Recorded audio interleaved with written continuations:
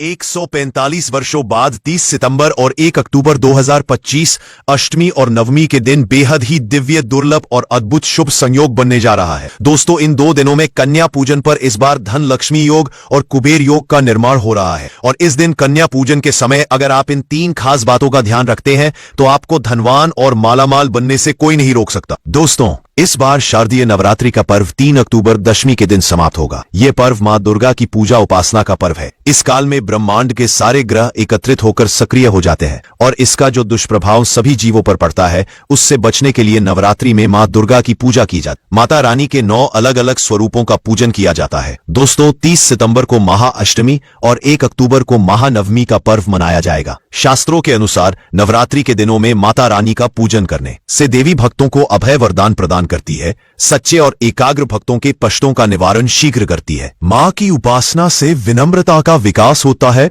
सभी कष्ट, दरिद्रता, दुख नष्ट हो जाते हैं। नवरात्रि में माता रानी का पूजन और व्रत रखा जाता है, लेकिन नवरात्रि के दौरान सबसे ज्यादा महत्व होता है कन्या पूजन का। माना जाता है माता रानी व्रत और पूजन से इतनी प्रसन्न नहीं होती जितना कि कन्या पूजन से होती है। नवरात्रि में छोटी छोटी कन्याओं को माता रानी का स्वरूप माना जाता है। कन्याओं को भोग लगाया जाता है और बदले में आशीर्वाद मांगा जाता है। कन्याओं को प्रसन्न करने के लिए उपहार दिए जाते हैं। माना जाता है कन्याओं को अगर कोई भेंट दी जाए और वह उसे स्वीकार कर ले तो इसका मतलब है कि माता रानी ने वह भेंट स्वीकार कर ली जिन पर कन्या प्रसन्न होती है। माना जाता है उन्हें माता रानी का आशीर्वाद मिल गया और माता रानी की कृपा से उन्हें मुन मांगा वरदान प्राप्त होता है। नवरात्रि में 2 वर्ष से 10 वर्ष तक की कन्या का पूजन होना चाहिए। अष्टमी अथवा नवमी को कन्याओं के पैर धोकर भोजन कराना और सामर्थ्य के अनुसार दान देना श्रेष्ठ माना जाता है। 2 वर्ष की कन्या को कुमारी कहा जाता है। इसके पूजन से दुख और दरिद्र दूर होता है। 3 वर्ष की कन्या को त्रिमूर्ति कहा जाता है और इनके पूजन से सुख समृद्धि आती है। 4 वर्ष की कन्या को कल्याणी कहा जाता है। इनके पूजन से भक्त का कल्याण होता है। 5 वर्ष की कन्या को रोहिणी कहा जाता है।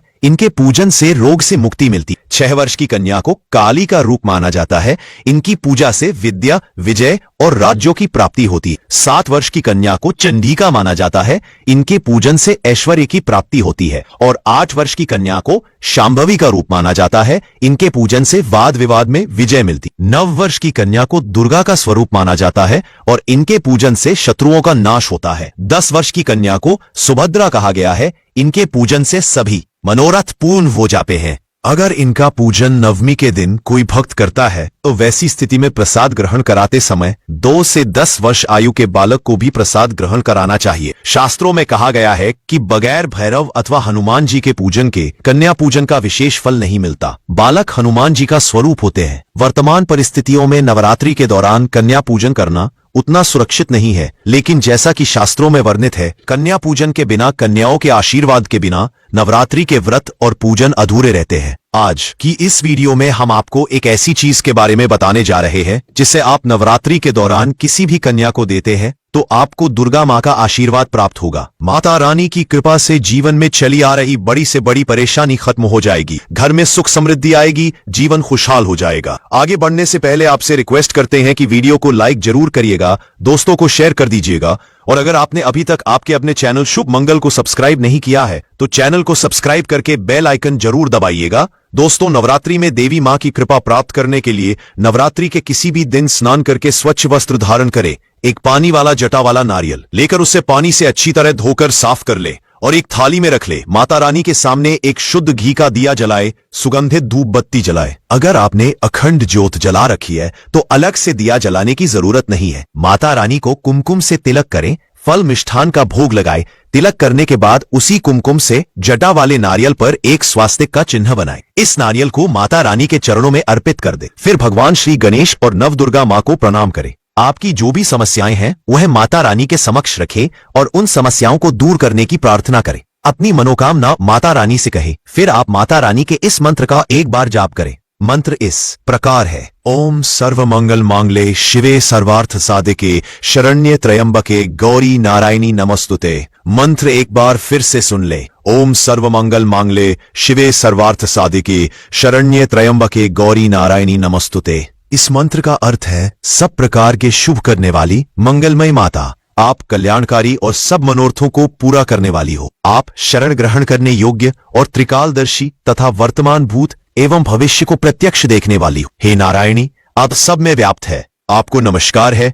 इस मंत्र का जाप करने के बाद आप माता रानी के इस मंत्र का 108 बार जाप करें। मंत्र है ओम ऐं ह्रीं क्लीं चामुंडाय विच्चे। ओम ऐं ह्रीं क्लीं चामुंडाय विच्चे। यह माता रानी का नवारण मंत्र है। माँ दुर्गा दुखों का नाश करने वाली है। नवरात्रि में जब उनकी पूजा आस्था और श्रद्धा से की जाती है तो उनकी 9 शक्तियां जागृत होकर 9 ग्रहों को नियंत्रित कर देती है, जिससे जीवों का कोई अनिष्ट नहीं हो पाता। माँ दुर्गा की इन 9 शक्तियों को जागृत करने के लिए माँ दुर्गा के नवारण मंत्र का जाप किया जाता है। नव का अर्थ 9 तथा अरण का अर्थ अक्षर होता है, अतः नवारण 9 अक्षरों वाला मंत्र है। नवरात्रि माता रानी के सभी भक्तों को इस मंत्र का जाप अवश्य ही करना चाहिए। इस मंत्र का जाप करने से माता रानी की कृपा से सभी कष्टों से छुटकारा मिलता है। मंत्र का जाप करने के पश्चात अब आप नारियल को अपने हाथों में उठाएं, नारियल को अपने मस्तक से लगाएं और माता रानी से हाथ जोड़कर प्रार्थना करें कि हे माता रानी, इस कन्या को आपका रूप मानकर हम कन्या को यह नारियल अर्पित कर रहे हैं। आप कन्या रूप में हमारे द्वारा अर्पित किए हुए इस श्रीफल को स्वीकार करें। अब यह श्रीफल आप किसी कन्या को अर्पित करें।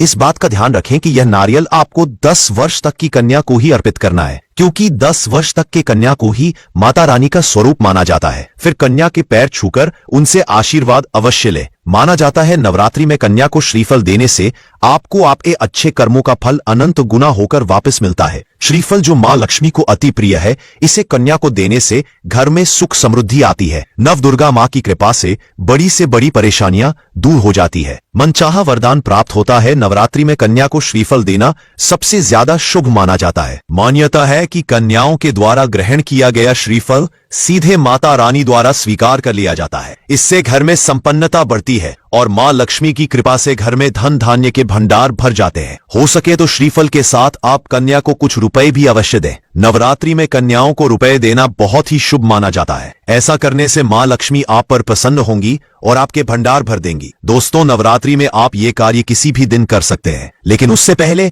स्नान आदि करके पूजन अवश्य ही करें। माता रानी का पूजन करने के पश्चात ही कन्या को यह भेंट अवश्य दे। पीरियड्स के दौरान महिलाएं यह कार्य न करें, क्योंकि यह भेंट आप कन्या को माता रानी का स्वरूप मानकर दे रहे हैं। नवरात्रि में व्रत और पूजन से भी ज्यादा महत्व कन्या पूजन रखता है, इसलिए नवरात्रि के दौरान भूलकर भी किसी भी कन्या का अपमान न करें। नवरात्रि के दौरान आपके घर आई कोई भी कन्या या फिर कोई भी जरूरतमंद व्यक्ति खाली हाथ न जा पाए। दोस्तों, वैसे तो हमने आपको सभी जानकारी दे दी है, पर कन्या पूजन में किन बातों का ध्यान रखना चाहिए और किन नियमों का पालन करना चाहिए, ये भी आपके लिए जानना बेहद जरूरी है। तो आइए आपको बताते हैं किन बातों का आपको ध्यान रखना चाहिए। दोस्तों, इस बात का ध्यान रखें कि कन्याओं के घर में आने के बाद उन्हें सीधे भोजन करने के लिए न बैठा। पहले उनके पांव अपने हाथ से धोएं और हल्दी, कुमकुम और चावल से टीका करें। उसके बाद उनको पूर्व दिशा की ओर मुख करके साफ आसन पर बैठाना चाहिए। फिर कन्याओं को खीर, पूड़ी, सब्जी और हलवा चना परोसें। इस बात का ध्यान रखें कि कन्याओं को खाने के लिए जबरदस्ती नहीं करनी चाहिए। वे जितना खा पाएं उन्हें आदर पूर्वक उतना ही खिलाना चाहिए। और भोजन करवाने के पश्चात कन्याओं के पैर धोकर उन्हें उपहार स्वरूप कुछ वस्तुएं भेंट कर सकते हैं। इनमें फल, सिक्के, लाल चुनरी, मिठाई, एक कोई बर्तन आप ले सकते हैं। अगर सामर्थ्य न हो तो आप इनमें से कोई एक चीज भी दे सकते हैं। उपकार देने के बाद उनके पैर छूकर आशीर्वाद लें और उन्हें द्वार तक सम्मान पूर्वक विदा करके आएं। दोस्तों, कन्या पूजन करने में कुछ सावधानियां भी रखनी चाहिए। ऐसा करते वक्त कन्याओं को जरा भी डांटे नहीं और पूरी श्रद्धा के साथ उनकी पूजा करें। कन्याओं को इस दिन भूलकर भी बासी भोजन न करवाएं। 9 कन्याओं के साथ कम से एक बालक को भी कन्या पूजन में बैठाना चाहिए। बालकों को भैरव का रूप माना जाता है। कन्याओं के विदा होने के बाद तुरंत साफ सफाई में नहीं लग जाना चाहिए, या फिर किसी और कारण से ऐसा नहीं कर पा रहे हैं तो मंदिर में यथाशक्ति भोजन भेजकर दान करवा देना चाहिए। दोस्तों, कन्याओं का भूलकर भी किसी प्रकार के अपमान न करें और कन्याओं के लिए जो भोजन बनाएं उसमें भूलकर भी लहसुन प्याज का प्रयोग न करें। इसके अलावा कन्याओं को भोजन करवाने से पहले भोजन को जूठा न करें